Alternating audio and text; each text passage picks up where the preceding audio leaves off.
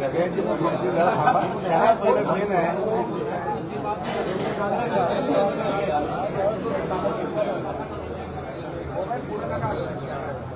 असं मागून झालं दोन कोणाचे आपले दोन बुके नका देऊ. काय झालं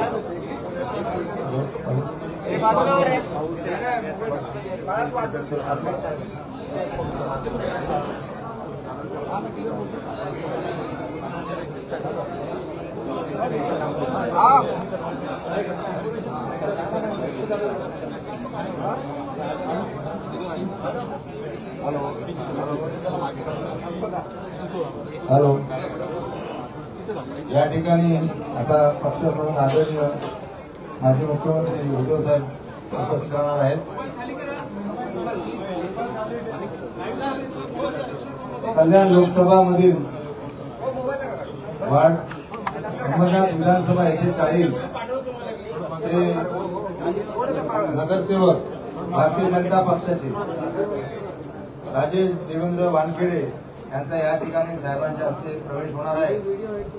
तर सर्वांना विनंती आहे आपण शांतपणे या ठिकाणी एकत्रित राहा.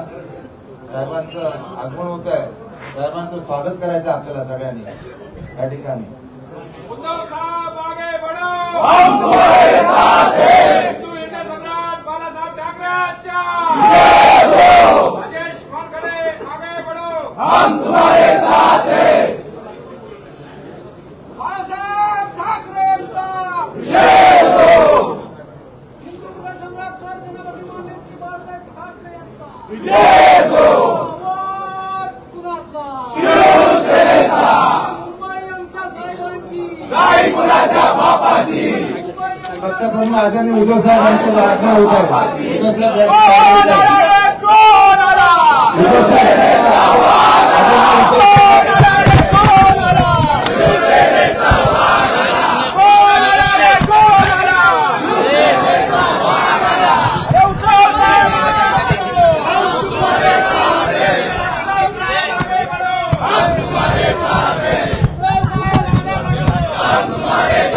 राजेश वानखेडे आदरणीय उद्धव साहेबांना स्वागत करत आहे. शिवसेना.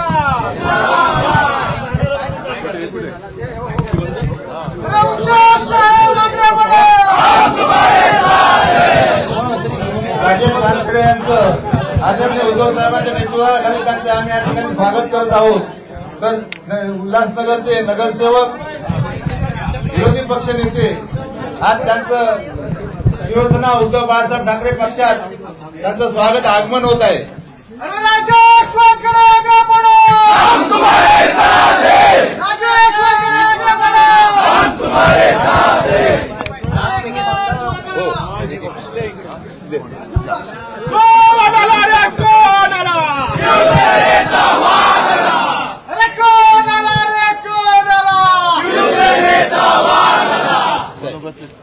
देश का नेता कैसा हो? उद्धव साहब कैसा हो? इंडिया का नेता एक मिनिट जरा शांतपणे ऐकून घ्या. राजेश वानखेडे आपलं मनोगत व्यक्त करतायत. त्यांना बोलू द्या ना. पत्रकार तुमचं मनोगत पक्षात आज आपल्या घरामध्ये आल्यासारखं वाटतोय.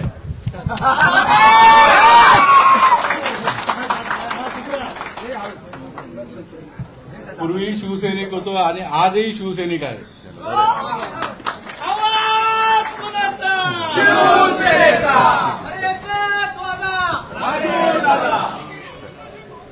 तुमच्या भावना फार तुम्ही महत्वाच्या शब्दात मांडल्या. त्या म्हणजे आज आपल्या घरात आल्यासारखं वाटतंय. काही जण आता भटकंतीला गेलेत बाहेर. अर्थात त्यांना परत काही घरात घेणार नाहीये. बरोबर आहे. कारण जे खोक्यामध्ये बंद झाले त्यांना पुन्हा काही खोक्यातून बाहेर काढण्याची गरज नाही. माईक येतोय आवाज? तुम्ही थोडे शांत राहिलं तर माईकचा आवाज येईल. राजेशजी, तुमचं मी स्वागत करतोय. आणि तुम्ही मध्ये म्हणालात आत्ता की सुरुवातीला शिवसैनिक होतो आणि परत शिवसेनेत आलात. म्हणजे तुम्हाला अनुभव आहे की शिवसेनेसारखं प्रेम दुसऱ्या कोणत्याही पक्षात मिळत नाही, म्हणूनच तुम्ही बोलला की आज मला परत घरात आल्यासारखं वाटतं. आणि हेच आपल्या शिवसेनेचं वैशिष्ट्य आहे. म्हणजे तो अमिताभ बच्चन आणि शशी कपूरचा डायलॉग आहे ना, आज मेरे पास ये है, आज मेरे पास वो है, आज तुम्हारे पास क्या है. तर आपल्याकडे या शिवसैनिकांची माया आहे, प्रेम आहे आणि एक जिद्द आहे. बाकी सगळे काय होतं बघा की ह्या सगळ्या बाकीच्या गोष्टी पैशाने विकत घेता येतात, पण एक आपुलकी, माया, प्रेम, जिद्द, हिंमत ही कुठेही विकली जाऊ शकत नाही आणि विकत घेता येत नाही. आणि म्हणून तुम्ही परत आपल्या घरामध्ये आलेला आहात. लढाई म्हटलं तर फार मोठी आहे, पण तुमच्यासारखे सगळे कट्टर एकवटले तर लढाई फार सोपी आहे. लढाई फार सोपी आहे, कारण एक जिद्दीने माणूस एक उभा राहिला की मग त्याच्यासमोर कितीही पहाडासारखी संकट आली तरी तो डगमगत नाही. आणि तसे न डगमगणारे शिवसैनिक माझ्यासोबत आहेत.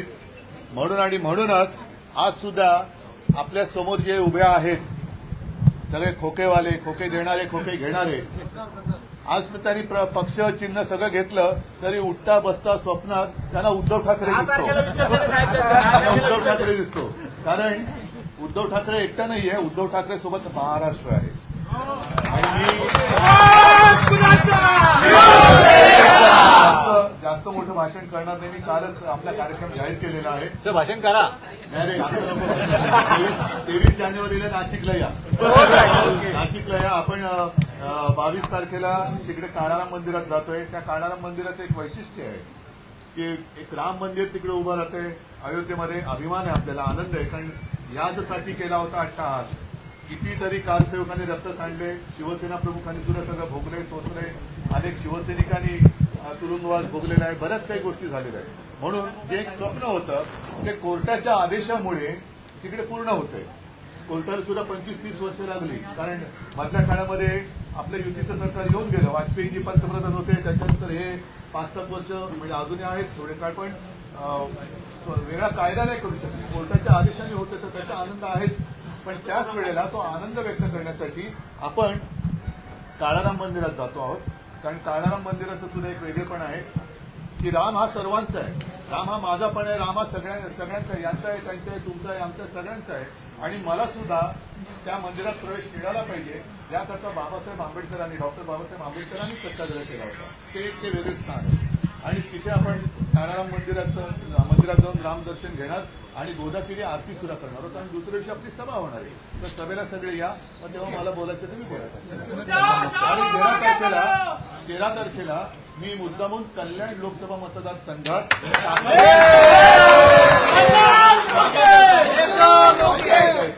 13 तारखेला भाषण करायला ते येणार. 13 तारखेला मी तुमच्यासारख्या असंख्य कार्यकर्त्यांना माझ्या शिवसेनेच्या शाखेत कल्याण लोकसभा तो कार्यक्रम पूर्ण जाहीर केला जाईल. आणि दिवसभर मी कल्याण लोकसभा मतदारसंघात विधानसभेप्रमाणे शाखा विषयी करणार आहे. काही शाखा जे ठरवलं जातं ते जाहीर केलं जाईल. सगळ्यांना धन्यवाद देतो, शुभेच्छा देतो. जय हिंद, जय महाराष्ट्र.